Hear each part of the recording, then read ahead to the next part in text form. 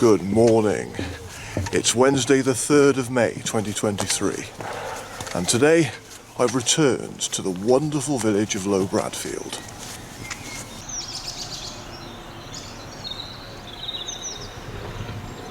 The beautiful village of Bradfield lies less than 7 miles from Sheffield city centre, but is surrounded by the beautiful wild moorland of the Peak District. It has the distinction of being the largest civil parish in England, although in fact it is made up of 2 villages, High Bradfield, situated on the hillside, and Low Bradfield, which sits down in the valley alongside the River Loxley.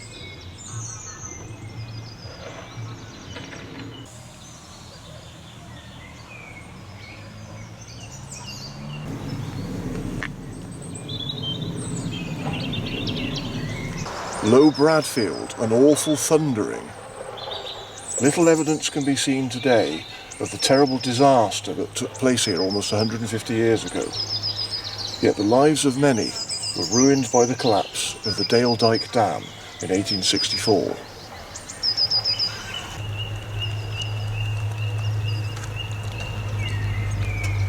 Low Bradfield was largely destroyed in the Great Sheffield Flood when Dale Dyke Reservoir tragically burst its dam wall and released more than 690 million gallons of water into the Loxley Valley, killing 244 people and washing away countless buildings.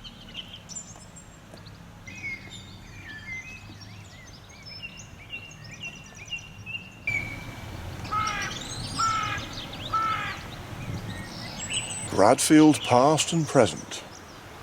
Although Bradfield is not listed in the Domesday Book, there is evidence of settlement here from earliest times.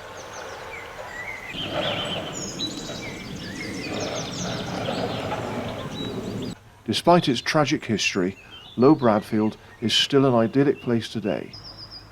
It is centred around a beautiful village cricket ground and park. It also has a great pub, the Plough, and a lovely shop and tea room in Flask End.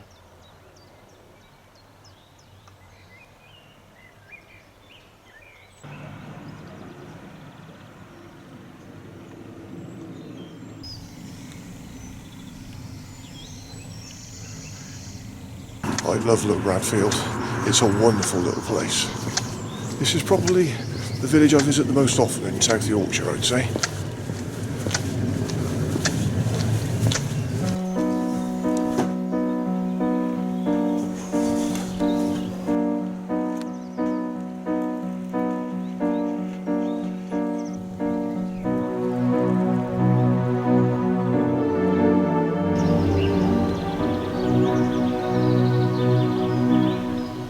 Low Bradfield's got everything really.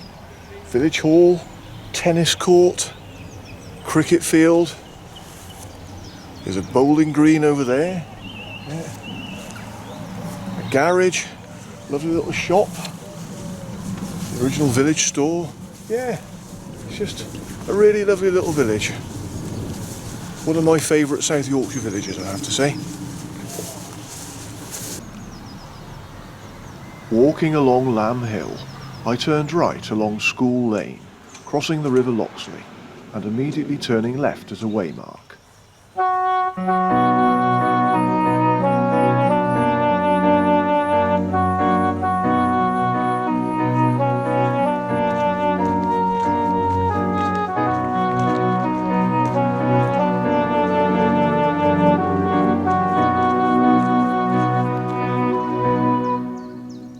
As I walked along the path, I could see the river on my left slowly widening as it flowed into a reservoir.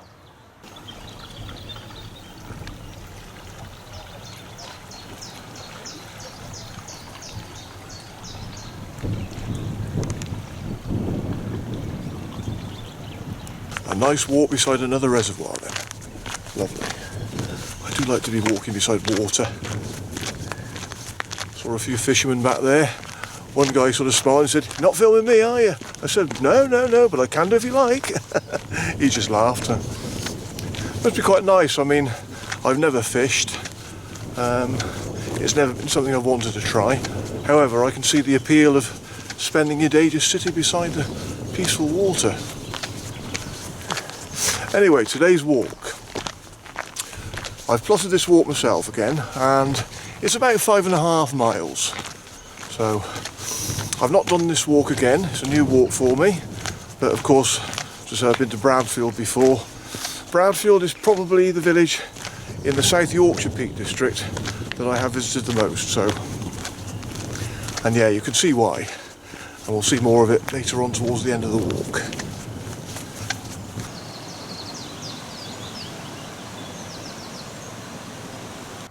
I continued following the path beside Dam Flask Reservoir, or should I say, Damflask Reservoir.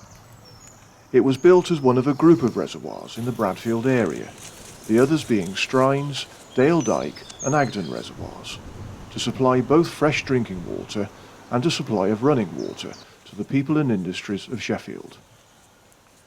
It takes its name from Damflask village, which was washed away in the Great Sheffield Flood.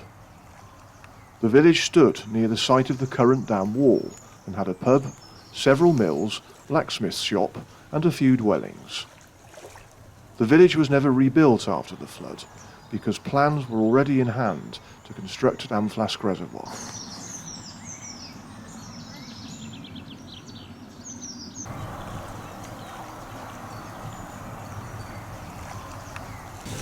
That was a very pleasant walk beside Damflask Reservoir. Not walked beside it before. Okay, I'm moving away from the waterside now, because I should be climbing up in the hills a bit more now.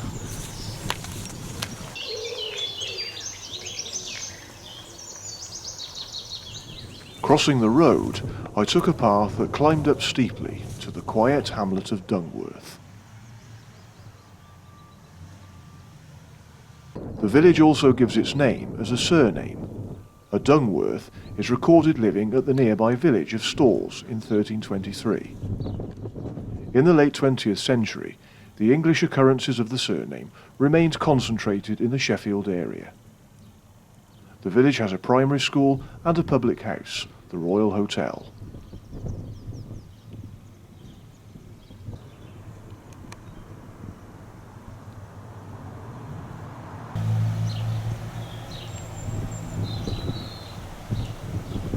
So this is Dungworth. Not a village I come to very often. Nice place, complete with a village pub, was very important. Let's say though, some nice views over the Loxley Valley from here.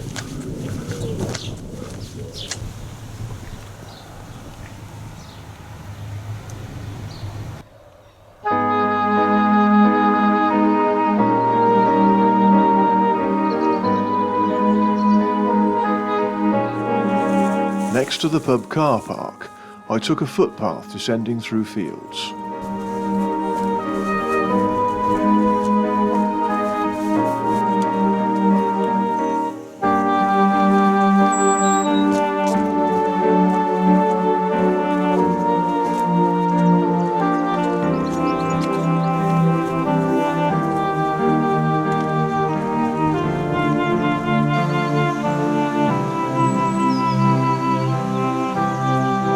Going over a lane, I carried on downhill before eventually crossing the River Loxley again to climb up the other side into the hamlet of Stacey Bank.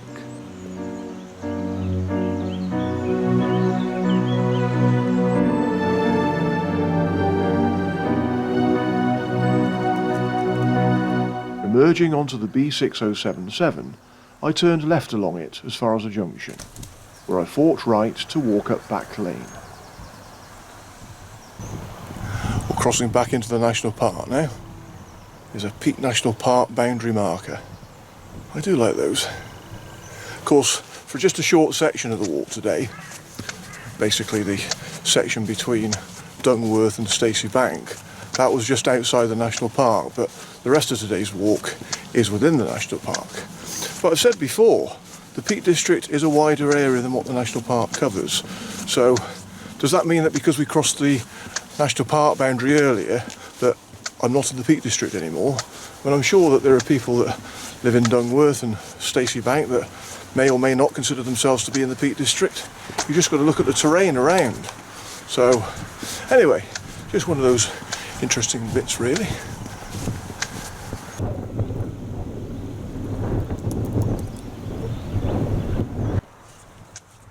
steep climb up Back Lane continued for just over half a mile, until thankfully I reached a footpath sign on my left.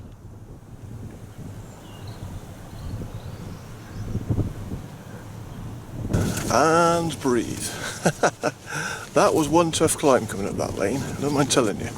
But, as with all climbs, it was worth it for the views. Oh, hello. More friendly locals. So I've just turned off on a bridleway now. I can hear another peacock somewhere. Can't see one though. But yeah, I've turned off on this bridleway, and according to the map, this should be a level route now to where I end up visiting next.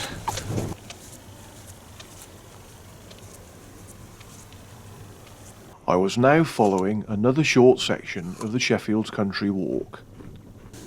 In a further half a mile, I walked past Cliff House Farm, heading on along a rough track. That's an impressive view. You can see over Agaton Reservoir now.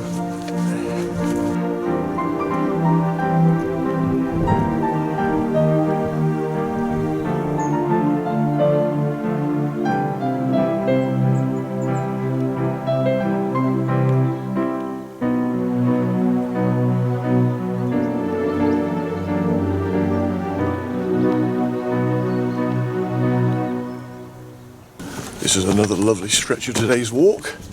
Some great views from up here. What sort of dawns on me about this walk now is it's hard to imagine that I'm in Sheffield. I am still within the city of Sheffield. Because of course, the Peak District, or part of it, falls within about a third of the city of Sheffield.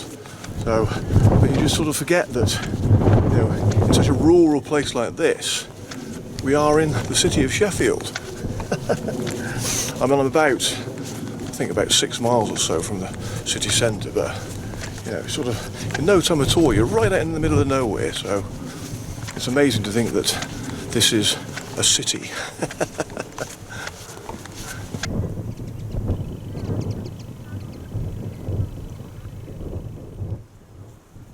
As the track descended towards the road ahead, my way was right over a ladder stile.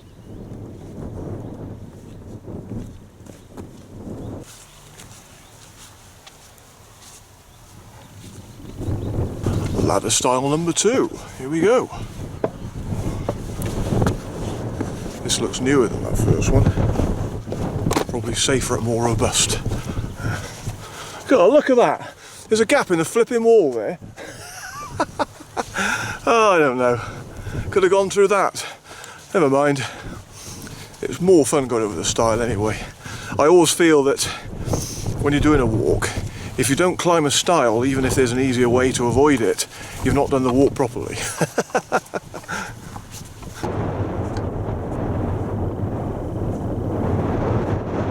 That track that I was on before I climbed those 2 ladder stiles, if I'd carried on down it, rather than turning right over the first ladder stile, it would have taken me onto the road just below me. But this path goes to exactly the same place as the road does, but I just thought this would be a bit more of an interesting route because it's got a bit more elevation here. But just as I was climbing that first ladder stile, 2 women who had been behind me on that track for quite some way had just caught up with me. And one of them said to me, "Oh, we've been behind you all the way," she said. "So where does that path go to?" she said. And I said, "Well, it goes to the same place as where you're going." It goes. She said, "Oh, yeah, we're just going down here." She said, "We're going to pub." I said, "Well, you'll have earned your drink by the time you get there." But anyway, I'm so glad I came this way, because look at that. I'm approaching High Bradfield.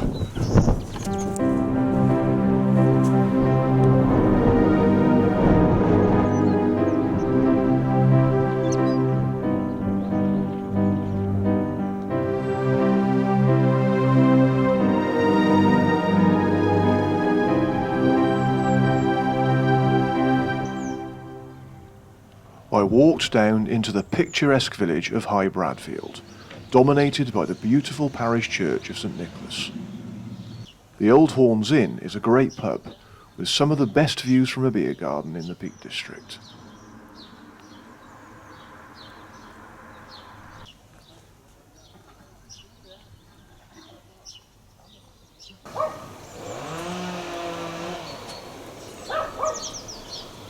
Historic High Bradfield. High Bradfield village originally grew up around the church and the Motte and Bailey Castle.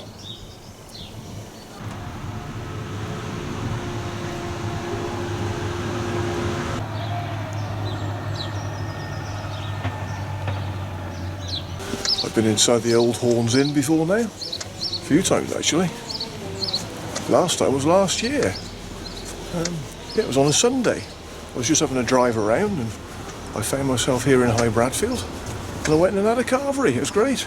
I was by myself, but I mean, to be fair, most Sundays I end up having to myself anyway, so I just thought, well, let's go and have a Sunday roast. And I came here and had a Sunday lunch and it was absolutely lovely.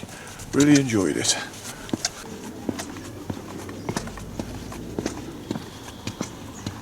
Passing the original parish workhouse, I walked past the Grade 2 listed old post office, built in 1835. St Nicholas Church is Grade 1 listed and dates from the 12th century, although the building contains features from across the centuries. Several victims of the Dale Dyke disaster of 1864 are buried in the churchyard, and there is also a memorial inside the church. St Nicholas Church continues to be an active centre for Christian worship in the area, and the church building is normally open every day.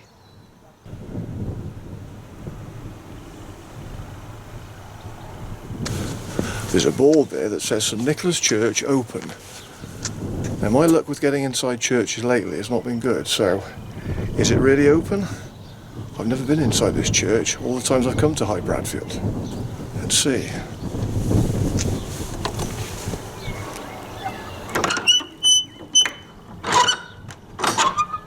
Not that one. Let's try another. There's another door here. Fingers crossed.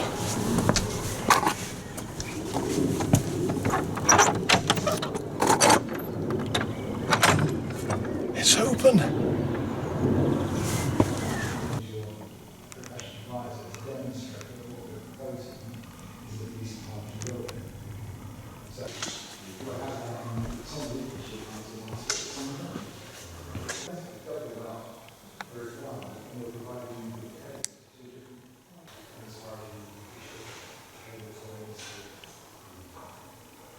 My first time inside. I'm keeping my voice down because there's a local group inside having a meeting, so I don't want to disturb them. But whatever, it's still great to finally get inside this church. I don't know why I'd never come inside before, really.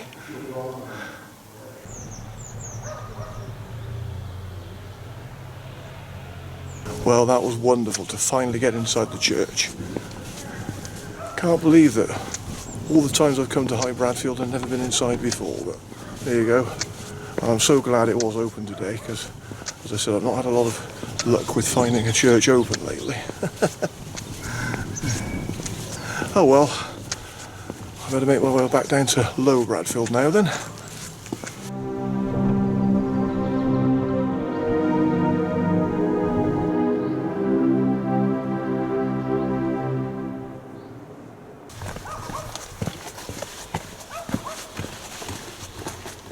Well, I really enjoyed walking around High Bradfield, and like its sister village below, Low Bradfield, they are both probably my favourite villages in South Yorkshire.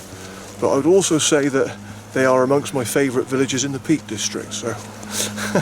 But yeah, as I said earlier, both Low Bradfield and High Bradfield are the villages that I visit most in South Yorkshire.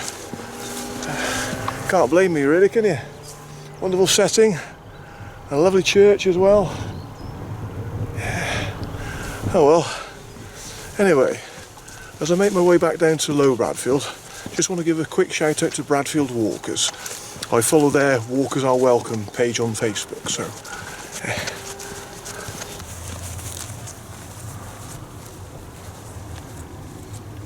Leaving the wonderful High Bradfield, I followed the path which took me steeply downhill, back towards its sister village.